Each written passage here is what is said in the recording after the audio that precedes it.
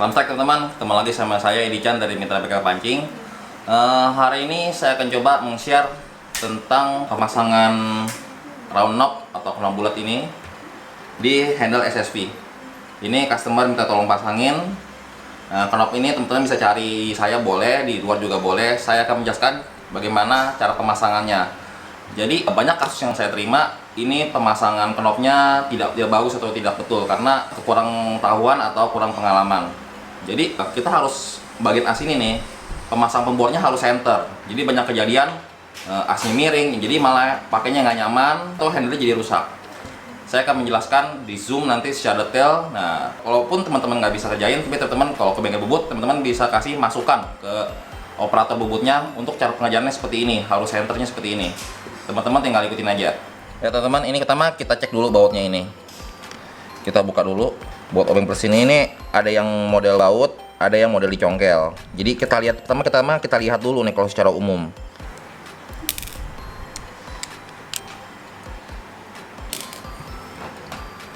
Nah, teman-teman perhatiin di sini. Ini modelnya asnya tidak ada baut, nggak ada skrupnya, nggak ada screwnya. Berarti ini model pantek. Jadi ini as dipasang, dipres di sini, dipres, dipukul, press, jadi dia kencang.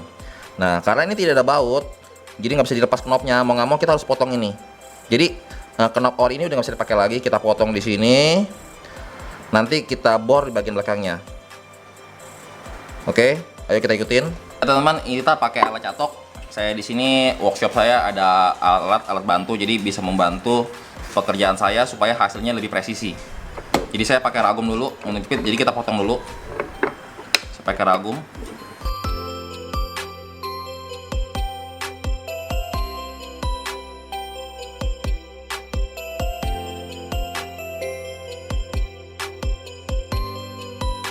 Sudah terputus. Masih kita buka. Teman boleh pakai tang, boleh pakai apa.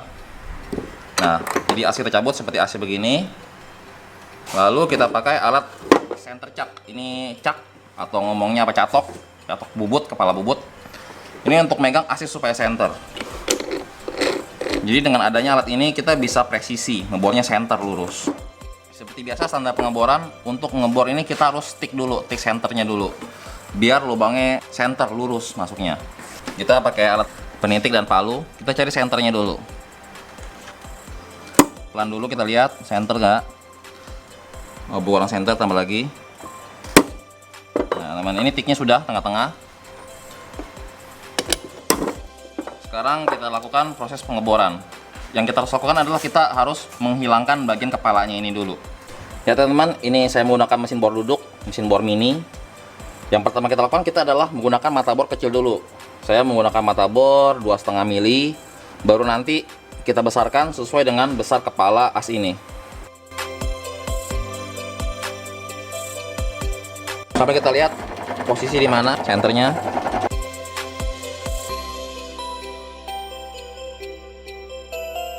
Cukup. Ini yang pertama lubangnya, center dulu, tengah-tengah. Sekarang kita ganti mata bor yang lebih besar. Saya menggunakan mata bor 4 mili. Kita bor lagi.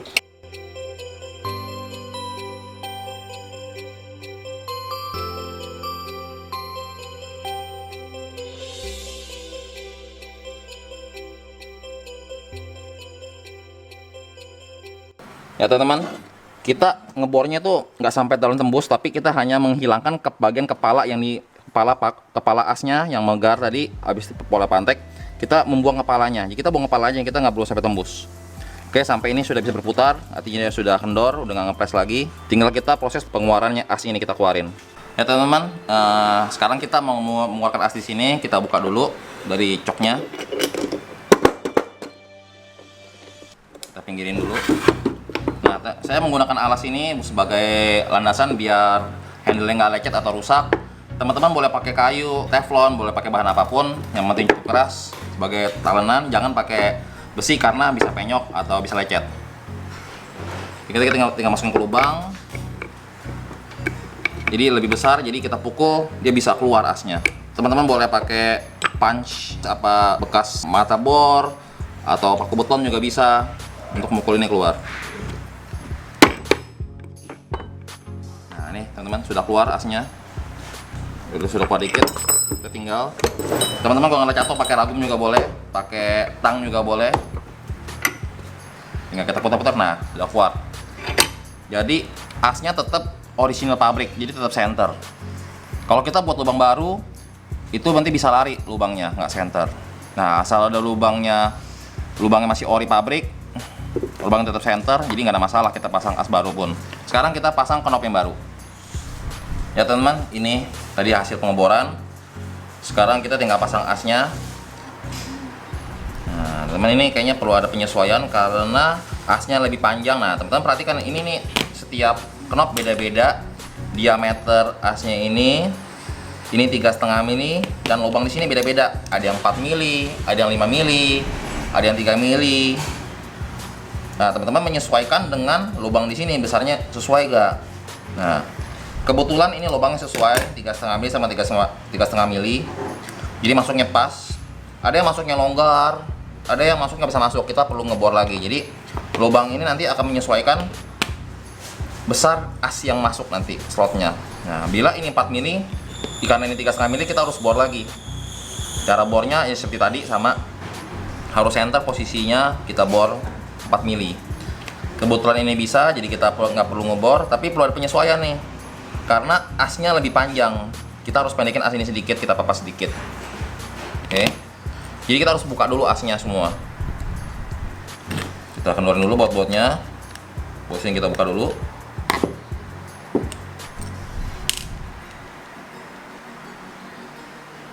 Cabut dulu asnya. Nah,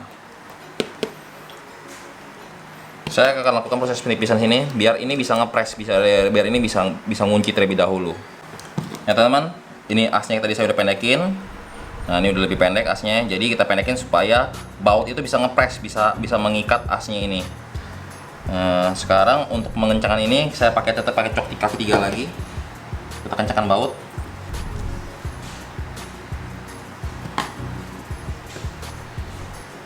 Kencangin bautnya. Paling kencang.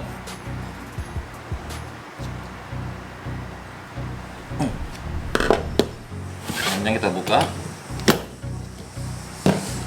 Sekarang tinggal kita masukin. Sebelum kita masukin jangan lupa untuk dikasih grease. Teman-teman boleh pakai yellow grease, boleh pakai white grease untuk bagian bearing sini. Pakai yellow aja.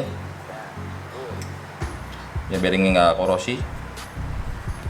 Kita masukkan bearing di sini. Ada baut penguncinya, pasang.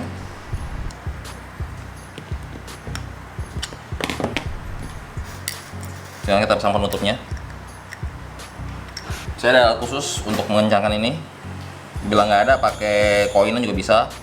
Koin 500 perak, 1000 perak bisa. Kalau saya ada alatnya.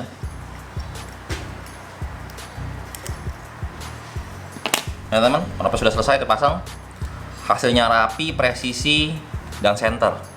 Itu yang penting. Sekarang kita coba pemasangan, kita coba pakai.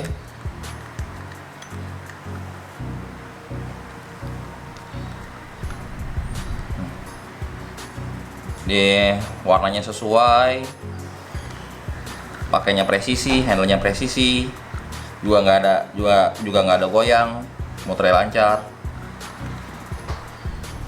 Ya teman-teman, ini tadi saya sudah menjelaskan cara pasang knop yang baik dan benar seperti apa. Teman-teman bila beli knop di Mitra Bengkel Pancing dapat gratis pemasangan, atau teman-teman mau pasang sendiri juga boleh dengan tutorial seperti saya jelaskan tadi, supaya hasilnya benar-benar bagus. Nanti saya akan menservis pen SSW ini.